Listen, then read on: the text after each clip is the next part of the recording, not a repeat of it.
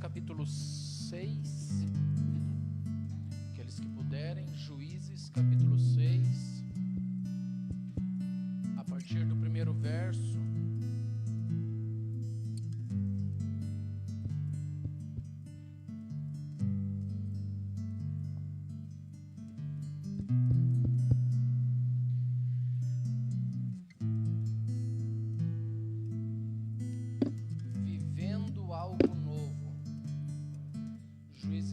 A partir do verso de número 1, nos diz a palavra do Senhor. Porém, os filhos de Israel fizeram o que parecia mal aos olhos do Senhor, e o Senhor os entregou nas mãos dos midianitas por 7 anos. E prevalecendo a mão dos midianitas sobre Israel, fizeram os filhos de Israel para si, por causa dos medianitas, as covas que estão nos montes, nas cavernas, nas fortificações, porque sucedia que, semeando Israel, subiam os midianitas, os amalequitas, e também do oriente contra eles subiam. Punham-se contra eles em campos e destruíam as novidades da terra, até chegar em Gaza, e não deixavam mantimento em Israel, nem ovelha, nem bois, jumentos, porque subiam com seus gados e tendas, vinham como gafanhotos em tanta multidão, que não se podia contar, nem a eles e nem aos seus camelos, e entravam na terra para destruir. E assim Israel empobreceu muito pela presença dos midianitas. Então os filhos de Israel clamaram ao Senhor. E sucedeu que, clamando os filhos de Israel ao Senhor por causa dos medianitas, enviou o Senhor um profeta e disse: O Senhor Deus de Israel, do Egito te fiz subir e te tirei da casa da servidão. Te livrei da mão dos egípcios e da mão de todos quantos te oprimiam, e eu os expeli de diante de vós, e vos dei a terra que era deles.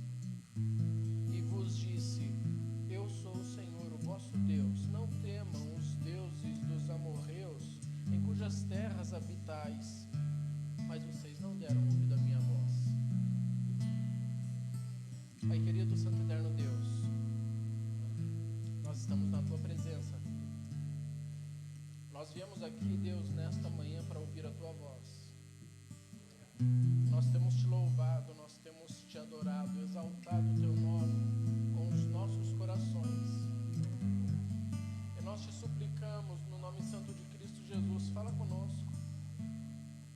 Sabe, Deus, eu creio que o Senhor trouxe nessa manhã aqueles que precisam ouvir a Tua voz. Eu creio que nessa manhã estão aqui aqueles que Tu escolheu a dedo para estar neste momento aqui. Eu sou a mula de Balaão, Deus. Eu não sou nada, eu não sou ninguém. Se Teu Espírito Santo não falar através de mim, as minhas palavras vão ser vazias. Usa-me segundo a Tua vontade, segundo a Tua misericórdia. Usa-me, Deus. Fala com a Tua igreja, edifica, fortalece. Traz, Deus querido, para o nosso coração aquilo que o Senhor tem desejado falar, aquilo que o Senhor quer trabalhar conosco, com a Tua igreja. Fala conosco, Deus. Não fala aquilo que nós queremos. Não ouça, Deus querido, aquilo que nós queremos. Eu quero que Tu fales aquilo que é necessário. Se for para me machucar, me machuque, mas fale aquilo que eu preciso ouvir. Eu Te suplico, Deus, humildemente, no nome santo de Jesus Cristo. Amém, Deus. Amém.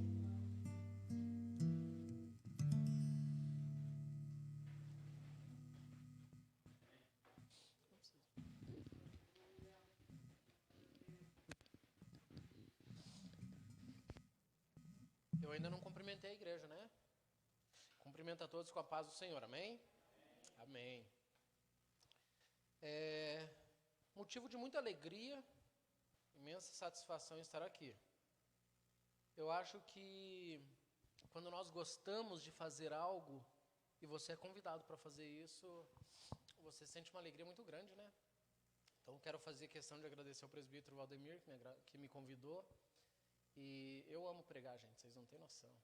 Eu amo fazer isso aqui. E não é porque eu apareço não, tá? Porque se um dia vocês pedirem para eu gravar um áudio pregando, eu vou fazer igual. Com a mesma paixão, com o mesmo entusiasmo, com a mesma alegria, com a mesma satisfação. Eu creio que Deus me chamou para isso, então é algo que eu amo fazer. Hoje nós vamos falar sobre viver algo novo. E eu não quero que você pense no algo novo da seguinte maneira, tá? Eu não estou inventando nenhuma nova doutrina. Amém? Não é essa a minha intenção. Quando eu falo para você de viver algo novo, eu não estou falando de algo que vai ser criado aqui, que a gente vai sair, sei lá, rodopiando e falando, eu vivi algo novo essa manhã. A gente vai sair pulando que nem uns loucos, gritando na rua e esse é o algo novo. Eu quero que você entenda que esse algo novo, do que nós estamos falando, ou do que nós vamos falar nessa manhã, é sobre você reviver as coisas que Deus já fez você viver na tua vida. E se a palavra de Deus, ela se renova, ela se torna nova a cada manhã, eu creio que tudo aquilo que Deus já fez na tua vida pode ser vivido ou revivenciado novamente. Eu quero que você viva o novo daquilo que você já viveu. Ou mais, eu quero que você viva muito além daquilo que você já viveu com Deus. Tem um texto, inclusive eu gosto muito dele, tenho um carinho muito grande por esse texto, que ele fala bem assim, que a glória da segunda casa será maior que a da primeira, e isso o profeta fala sobre o templo de Jerusalém.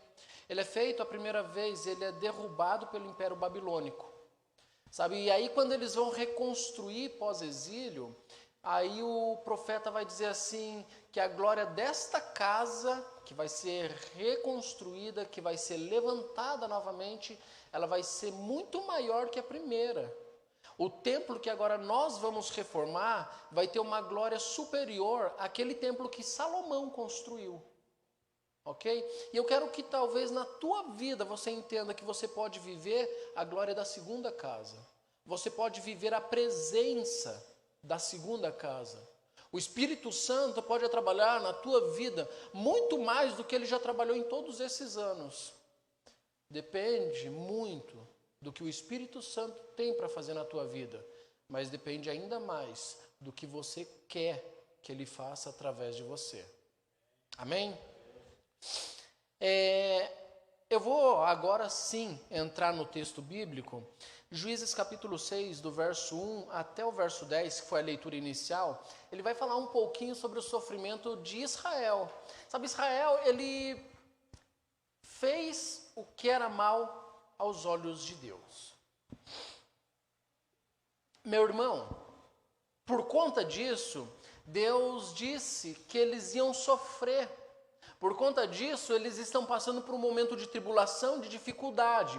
Estão passando pelas tempestades da vida. Eu sei que você também tem as suas dificuldades, seus problemas, suas crises. Eu tenho, e eu sei que eu não estou sozinho nessa. Mas eu gosto muito de olhar para essa situação e tentar comparar a minha vida àquele período, àquela nação.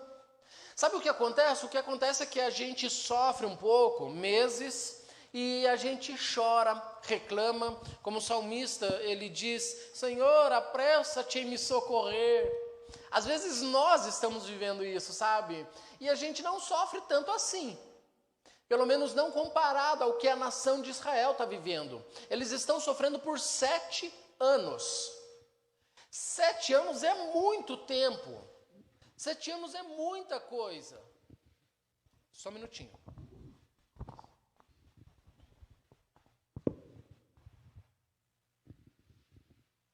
Som. Aí. 7 anos é muita coisa. 7 anos é tempo demais, gente.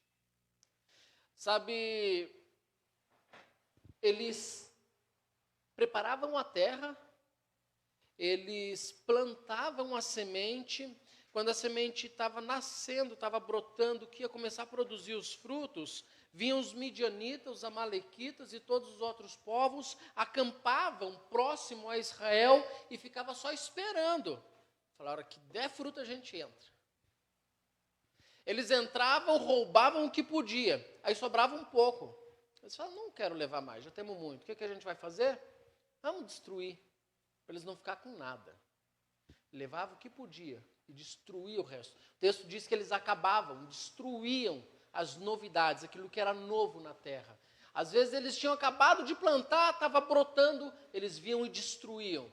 Roubavam bois, jumentos, roubavam todos os animais. Sabe, eles estão vivendo num período de grande sofrimento, de grande tristeza, de luta. Parece que agora já nada mais para eles faz sentido. Eu já passei por isso.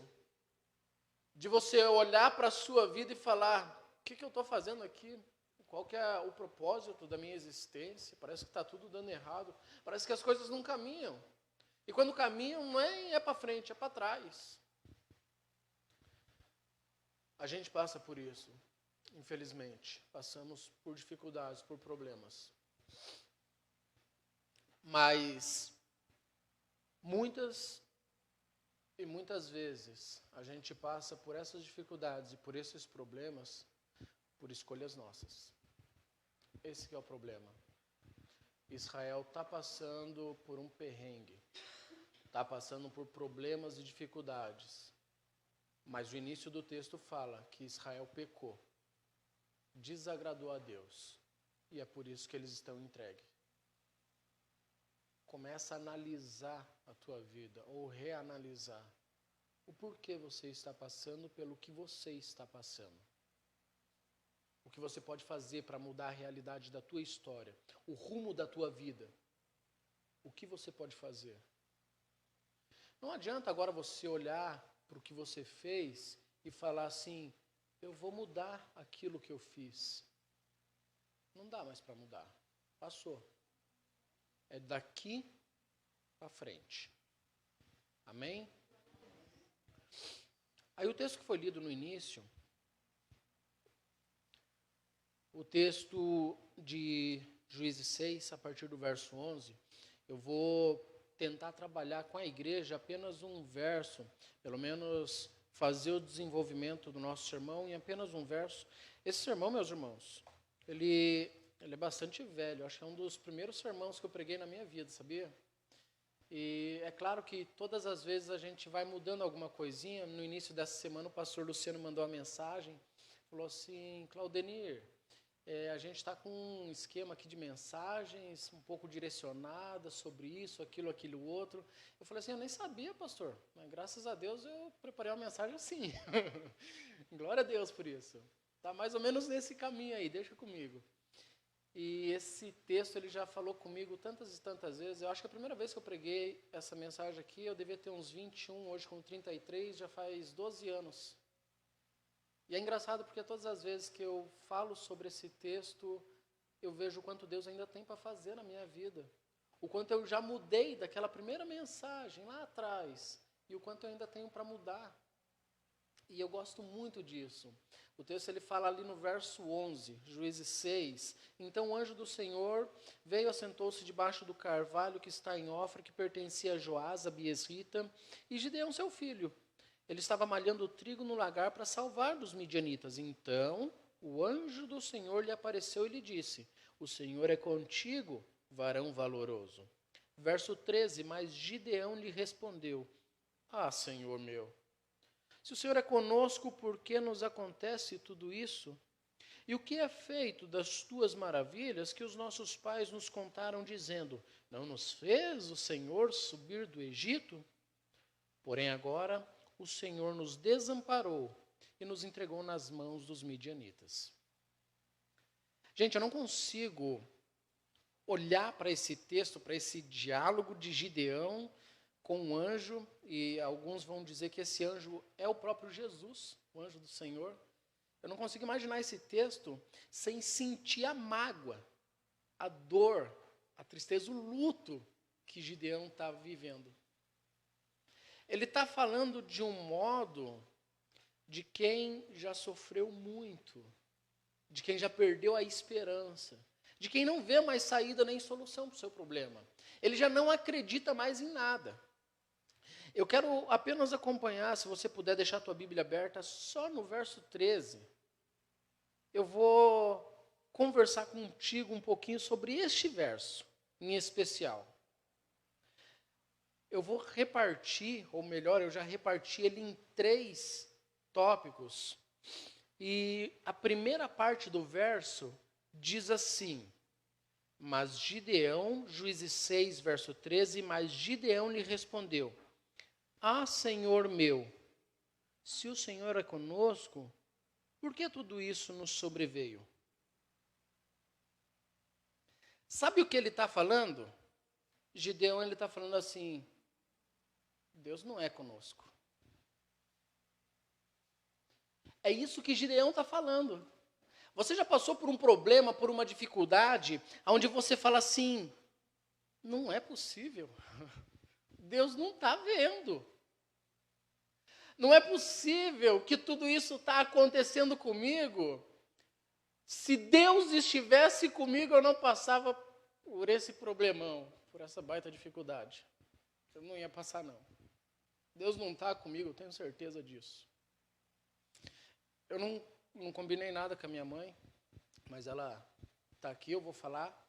Hoje eu sei que já não machuca tanto assim, eu sei que já machucou mais, mas eu lembro de uma vez em que ela falou assim para mim, chorando. Falou: Deus não está comigo. Deus, acho que nem existe Deus. E eu ouvi isso dos lábios da minha mãe com lágrimas nos olhos. Ela é nascida e criada na Igreja Adventista da Promessa. Uma mulher que, se não me engano, foi batizada com o Espírito Santo aos 10, 11 anos.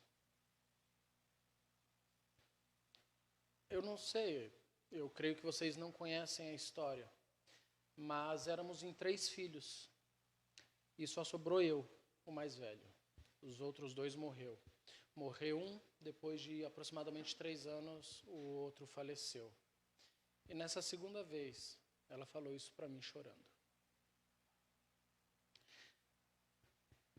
É problema que você vive, que você passa, dificuldade, que às vezes você olha para alguém e fala assim: não é possível, cara, não é possível. Eu nem sei se eu acredito mais que Deus existe. E se existe, não está comigo. Deus não é comigo. Senão não passava por isso.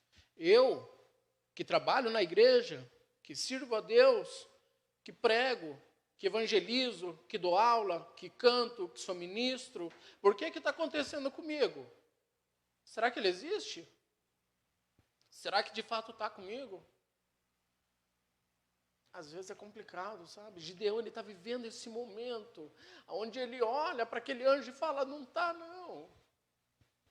Porque se tivesse, eu não estava me ferrando tanto. Você sabe o que é um lagar?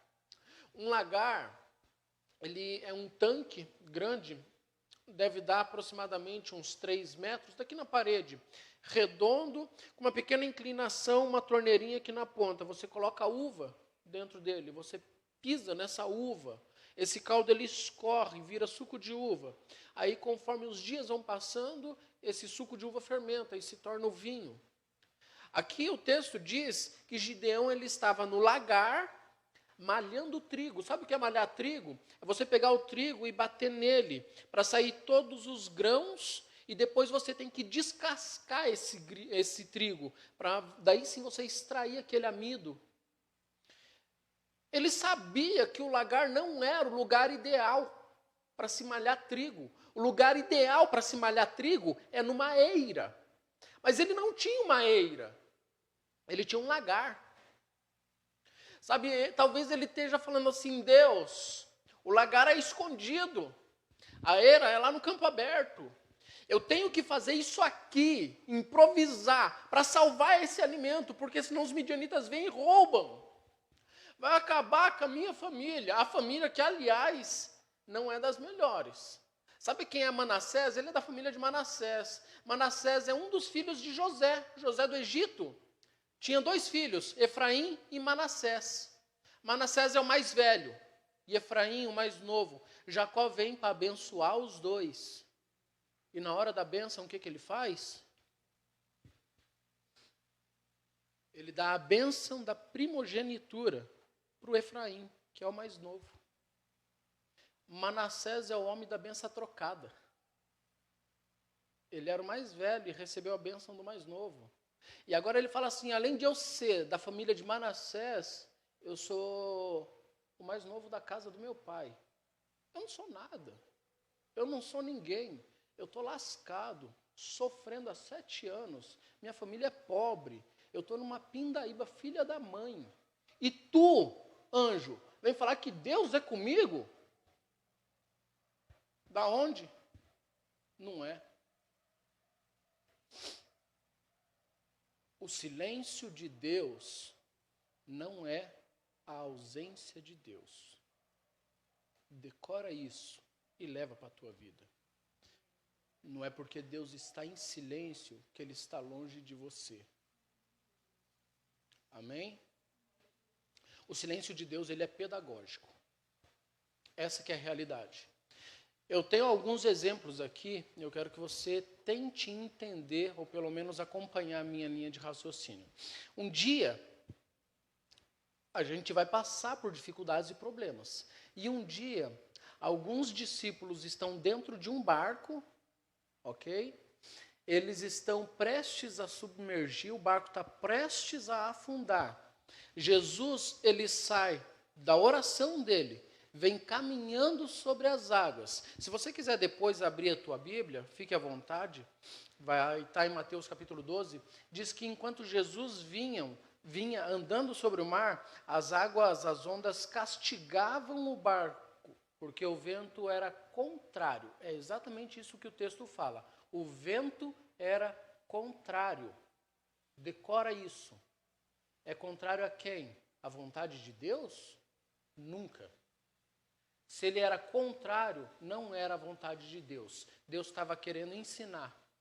Então, olha só, às vezes os problemas, as dificuldades, eles vêm para nos ensinar.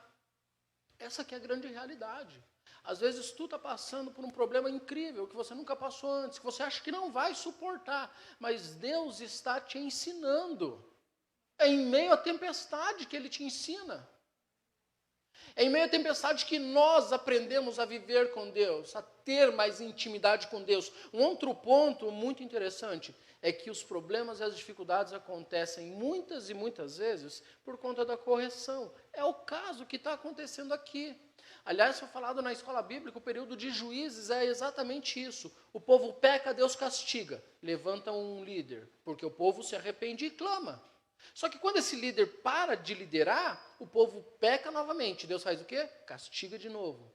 E o povo clama de volta e levanta outro líder. O líder morre, peca de novo. É a nossa vida às vezes. A gente passa por problemas, dificuldades, porque nós insistimos no erro. Nós insistimos em não buscar a vontade de Deus, que em Romanos 12 diz que é boa, perfeita e agradável. Deus também, ou melhor, nós passamos muitas vezes por dificuldades, porque Deus quer que você busque mais a Deus. Texto de 2 Crônicas 7,14. Salomão, ele faz o templo, inaugura o templo, mas ele fala, deixa eu entrar que eu vou trocar uma ideia com Deus lá dentro. Ele entra dentro do templo, conversa com Deus, troca uma ideia com Deus. E aí Deus responde a oração dele. E Deus fala bem assim para Salomão, Salomão, se o meu povo, que se chama pelo meu nome, se humilhar, orar, buscar a minha face e se arrepender, se converter dos seus maus caminhos, eu, do céu, ouvirei, perdoarei o seu pecado e sararei a sua terra. Deus, ele tem ânsia, desejo, vontade de ouvir a tua voz. Sabe, parece que ele fica do céu assim, pai, o Ângelo vai orar comigo agora. Fala, vai. Sabe, desejoso. Fala assim, Valdemir, dobrou o joelho. Fala, filho, fala. É assim que Deus fica, desejoso de ouvir a nossa voz. Sabe, entenda que as maiores, melhores orações é feita no momento de dificuldade. São nos momentos de maiores lutas, de problemas intensos, em que nós cantamos os nossos melhores louvores. Nem que seja igual eu, meio desafinado. mas com coração, com autenticidade, com verdade. Quando você fala, e não é da boca para fora, quando você fala aquilo que o teu coração está querendo falar. Existem alguns louvores que foram escritos nos momentos de escravidão, nos momentos de naufrágio, de tragédias, de dificuldades, de prisão, como Silas e Pedro, onde eles cantam e as portas se abrem. O louvor, a adoração, ela não é feita para você simplesmente agradecer, é para você atravessar a luta, adorando a Deus. Ou então a gente precisa parar de acreditar que Romanos 8, 28 é escrito para nós, onde diz que todas as coisas juntamente cooperam para quem ama a Deus. São dificuldades que constroem verdadeiros guerreiros. Outro dia eu ouvi um diácono falando bem assim, que não se faz bom marinheiro com maré mansa. O bom marinheiro atravessa a tempestade, porque aí sim ele foi provado. E ele sabe que consegue atravessar. Um outro texto que eu estava vendo, um outro rapaz comentando, ele falou bem assim, queime lenha velha, porque ela não tem água, está seca. Leia livros velhos, porque ele atravessou o tempo. Várias e várias pessoas leram, releram, acharam defeitos ou não, mas o livro está ali. Por que ele atravessou gerações? Porque é bom? Senão não atravessava. A gente tem um livro, talvez mais velho de todos, e quem ousa dizer que ele não é bom? Converse com pessoas idosas, fonte de sabedoria. Vocês entendem que é tudo isso que vai construindo um novo homem, uma nova mulher? E por fim ainda, Deus às vezes te permite passar por dificuldades, porque existe um negócio dentro da cabeça de Deus que nós nunca vamos ter, que é algo chamado presciência. Ele conhece o que tem depois da curva. Ele conhece o que vai acontecer daqui a um ano. E talvez o que você tanto pede hoje não vai ser bom para você. Tu não sabe disso, mas ele sabe. Jeremias 29, verso 11 diz assim, eu é que sei que pensamento que tenho sobre vós. Eu sei, você não sabe de nada. Sabe, viver na dependência é desafiador, porque você precisa falar assim, Deus, seja feito a tua vontade. Foi o que Cristo nos ensinou na oração. Seja feita a tua vontade, mas nós às vezes queremos viver as nossas vontades. A gente fala assim, Deus, seja feita a tua vontade. Mas que a tua vontade seja que eu case com aquela tranqueira lá.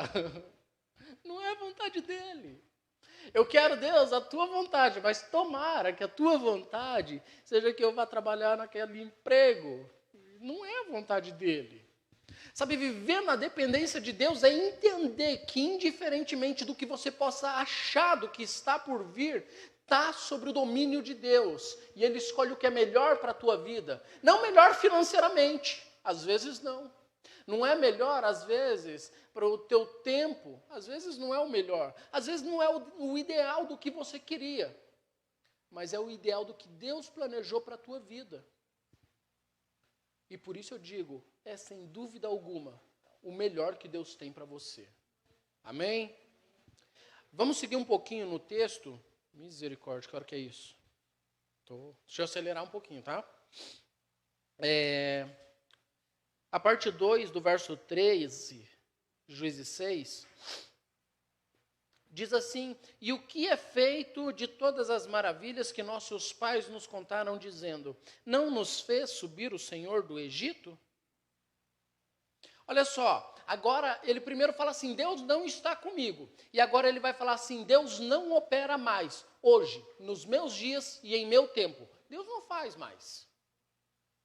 Você também já não pensou desse modo? Sabe, porque a gente olha para a Bíblia e fala assim, gente do céu, não é que Deus ressuscita morto mesmo, gente? Quem é que nunca se perguntou? Eu já me perguntei, eu já orei para defunto. Falei, levanta do caixão aí, Deus, esse homem aí morreu, coitado. Sei que o senhor pode fazer, já fez, eu já vi na Bíblia. Mas eu já me questionei. Falei, eu acho que Deus não age mais. Não faz. Por que eu nunca vi um defunto levantar do caixão? Talvez Gideão está exatamente vivendo isso. Ele fala assim, olha só, seu anjo, meu pai e minha mãe falou, eu acredito neles, mas eles falou que o Senhor tirou do Egito, mandou um montão de praga lá para eles, para arrebentar com tudo eles. Abriu o mar no meio, sem água, tu mandou lá, sequinho. Mas e aí? O que aconteceu com essas maravilhas que ele falou, que meu pai e minha mãe falaram? O que aconteceu? Não faz mais. Se o Senhor existe, se o Senhor está comigo, o Senhor perdeu o poder. Só pode. Porque eu não vejo mais as tuas maravilhas acontecer nos meus dias, na minha vida. Sabe o que ele está falando, em outras palavras? Eu quero viver o sobrenatural de Deus, porque eu não vivi. Essa que é a realidade. Sabe, parece que ele está buscando. Eu acho bonito o testemunho, quem não gosta, né? Mas outra coisa que eu quero que você grave é que testemunho alheio é bom e é bonito, mas ele é alheio. Não é teu. É legal chegar aqui e falar, poxa vida, glória a Deus, 6 oraram pelo meu vizinho, pedi oração, estava desempregado, arrumou um emprego. Amém, igreja? Glória a Deus. Eu continuo desempregado, vai orando aí. Né? Eu fico imaginando a igreja primitiva, olha só que legal. É só para imaginar, não diz que aconteceu. Mas imagine você, uma igreja primitiva, onde Cristo já tinha morrido, já tinha pregado, Pentecostes, foi para o céu. Aí tá os discípulos aqui fazendo culto, e eram quantos? 12? 12 discípulos, que agora vão ser apóstolos. E aí eles vão chegar no momento do testemunho, e vai chegar o Joãozinho, João. Gente, quero dar um testemunho para vocês aí, viu? Quando Jesus estava vivo, ele andou no mar, e eu vi um homem andar com Jesus no mar. Glória a Deus! Amém! Teve um homem que andou no mar. É impossível, mas eu vi, estava lá. Aí chega, talvez, o André, e fala, gente, eu vou contar o mesmo testemunho do João. Eu vi também, tinha um homem andando no mar, é verdade. Deus faz, viu? Amém? Amém, glória a Deus. Aí vai chegar um homem, o nome dele é Pedro, e vai falar, haha, eu também estava lá nesse dia. E adivinha quem andou no mar? Fui eu. Sentiu a diferença? Parece que Gideão está falando assim, meu pai e minha mãe falou, eu não vivi, eu quero. Eu quero viver o de Deus, eu quero viver diferente, eu quero viver algo novo. Eu vou pedir para vocês, se puderem, o livro de Marcos, capítulo 10. Ele vai narrar uma história muito conhecida de todos. Bem rapidinho, gente, tá? Só para a gente não atrasar muito, não demorar muito. Marcos 10, verso 46. Marcos 10, 46. Diz assim o texto. Depois foram para Jericó e, saindo ele de Jericó com seus discípulos e uma grande multidão, Bartimeu, o cego, filho de Timeu, estava sentado junto ao caminho mendigando. Ouvindo que era Jesus de Nazaré, começou a clamar e dizer, Jesus, filho de Davi, tem misericórdia de mim. E muitos o repreendiam para que ele se calassem, mas ele clamava cada vez mais, filho de Davi, tem misericórdia de mim. E Jesus, parando, disse que o chamassem, e o chamaram. E disse-lhe, tem de bom ânimo, levanta-te, porque ele te chama. Ele lançou de si a capa, levantou e foi para com Jesus. E Jesus, falando, lhe disse, que queres que eu te faça? O cego lhe disse, mestre, que eu tenha vista. E Jesus lhe disse, vai, tua fé te salvou. E logo ele viu e seguia a Jesus pelo caminho. Esse texto é um texto muito conhecido, muitas mensagens, muitas pregações, mas apenas um detalhe que eu quero que você acompanhe e tente levar para a sua vida. Bartimeu estava fazendo mal para alguém? Bartimeu estava sentado no cantinho dele, de boa, pedindo um trocadinho, uma esmola. Jesus está vindo com os 12 e mais uma grande multidão. Ele ouviu que era Jesus e falou: está aí a minha salvação. Eu quero viver algo novo. Eu quero. E a atitude dele é única. Jesus, filho de Davi, tenha compaixão de mim. E o povo que está passando, que está vindo com Jesus, fala: cala a boca, cego. Fica quieto na tua, vai atrapalhar o homem que está pregando, curando a turma. Fica na tua aí. O cego podia fazer o seguinte, podia falar: cala a boca você, vai te lascar, rapaz. Eu estou querendo falar com Jesus, não é contigo não. Fica na tua aí. Ele podia, não podia? Ele ia bater boca com o cara, Jesus passa, ele perde a única oportunidade da vida dele. Tem coisas que nos distraem e a gente se deixa ser distraído. Jesus passa, tu perde a única oportunidade que tu tinha na tua vida de viver algo novo. Esqueça tudo que te afasta de Deus. Foca, objetivo é Jesus e é nele que eu vou. Mais nada. Eu não quero que ninguém me atrapalhe. Todas as coisas eu vou deixar de lado. Eu tenho um único objetivo, que é viver algo novo de Cristo. O extraordinário de Deus para a minha vida. E o fim do texto ainda vai dizer, lá em Juízes novamente, só para a gente encerrar, vai dizer assim: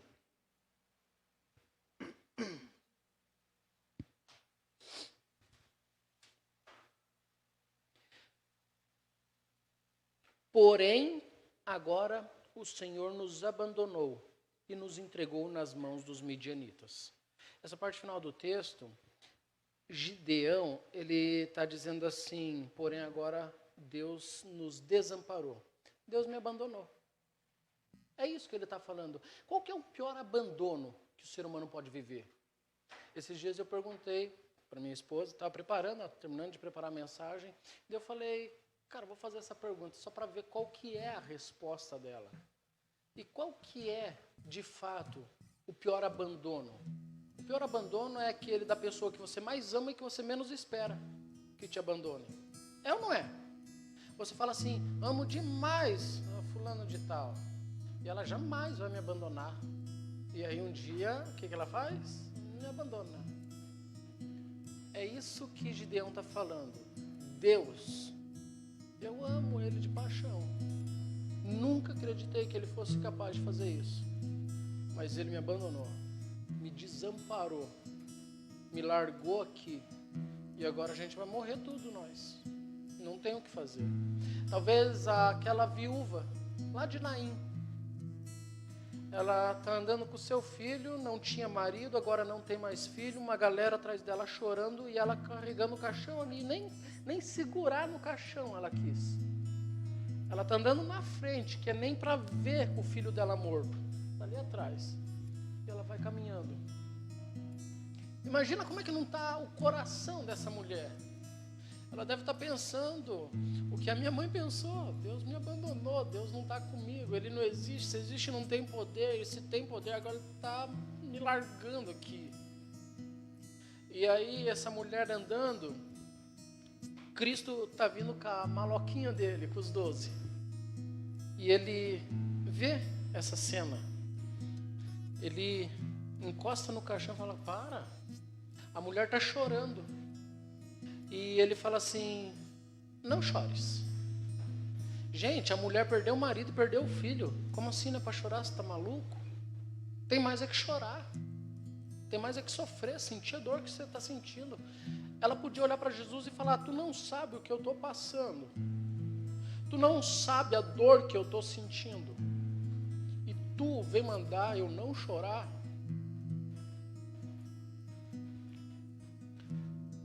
Jesus, ele podia falar assim: chora não, boba. Para com isso, para que ficar chorando, é bobeira, tudo. Ele podia falar assim. Ou então ele podia falar assim: chora não, bunda mole. Ficar chorando aí. Sua mulherzinha, coisa mais feia.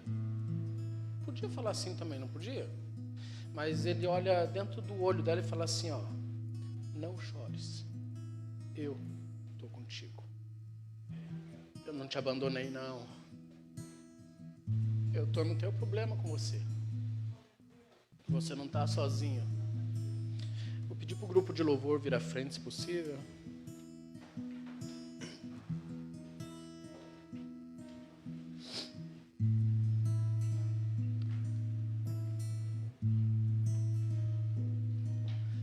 Deus, Ele não nos desampara. Essa aqui é a grande realidade. Tenha a atitude que Gideão teve, de colocar o teu joelho no chão e falar assim, Deus, eu estou começando a duvidar. Eu quero viver algo novo contigo. Eu quero que as coisas mudem. Eu quero que o Senhor mexa na realidade da minha vida. Eu quero que o Senhor mexa em tudo o que está acontecendo, porque está difícil demais para mim. Eu não quero mais viver assim. Eu não quero mais viver isso que eu estou vivendo. Se for necessário mudar meu coração, muda. Minha cabeça, muda. Eu, Claudenir, tenho mudado dia após dia. E eu sei que é necessário que isso aconteça para a gente viver o extraordinário de Deus para a nossa vida. Não pense em fugir do teu chamado, porque é nadar contra a correnteza. Você não sai do lugar, você sofre, você apanha, você gasta recurso e não vive aquilo que Deus escolheu para você viver. Se entregue e fale, Deus, faz na minha vida. Tem um texto, os textos que eu conheço, os textos que eu estou lendo aqui, gente, são textos conhecidos, batidos por crente de verdade. O texto de Jeremias 29 diz assim, buscar-me-eis e me achareis quando me buscardes. Ele te abandona? Se for de coração, tu vai buscar, mas tu vai achar. Isaías 49 ainda vai falar assim, acaso pode uma mãe esquecer-se do filho que mama? Todavia, se ela se esquecer, eu, teu Deus, eu não me esqueço de ti. O teu nome está aqui, ó, na palma da minha mão. Eu não me esqueço de você. Sabe, toda vez que Ele faz isso daqui, ó, para te abençoar, teu nome está ali. A bênção de Deus é derramada sobre você, porque ela é endereçada a você. É ali que está o teu nome, nas palmas das mãos de Deus. Não tenha medo. Fica de pé, por gentileza.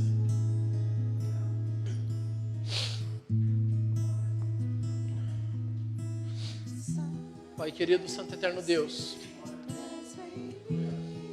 eu quero viver algo novo de Ti. Eu quero, Claudenir, eu quero. Eu te agradeço, Deus. Te agradeço por tudo que o Senhor tem feito na minha vida, por tudo que tem mudado. Mas continua, não para não. Às vezes dói. Mas eu preciso. Olha para a tua igreja, pela autoridade do nome de Jesus. Através da ação do Espírito Santo, olha para a tua noiva, que aqui está nessa manhã, rendida, completamente entregue a Ti para Te louvar, Deus. Sabe, a nossa cama ela é muito confortável, Pai. Mas estar na Tua presença tem um valor inestimável. É por isso que a gente saiu da nossa cama nessa manhã e veio para a Tua casa para Te adorar, para viver algo novo, para experimentar o extraordinário, para buscar a Tua vontade para as nossas vidas, Pai. Faz segundo o Teu querer, faz segundo a Tua vontade, somente o Teu querer, somente a Tua vontade, para a glória e para o louvor do Teu nome, Deus, no nome santo de Jesus Cristo. Tua presença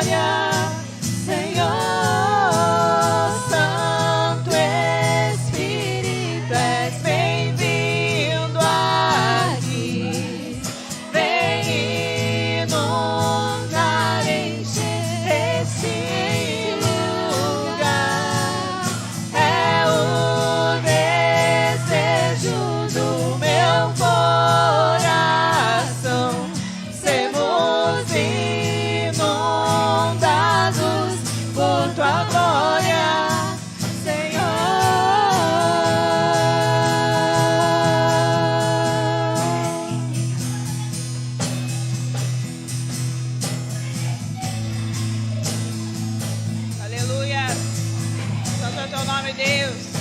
Exaltado, glorificado é o teu nome, Jesus.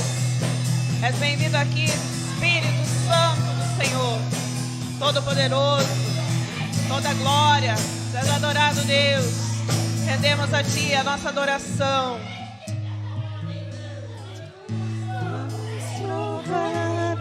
Quão real é tua presença, vamos provar da tua glória e bondade.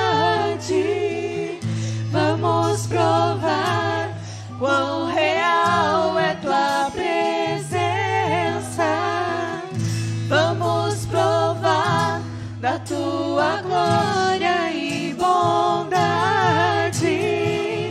Vamos provar quão real é tua presença. Vamos provar da tua glória e bondade. Vamos provar quão real é tua presença. Vamos provar da tua glória e bondade. És bem-vindo aqui, ó Deus. Espírito Santo,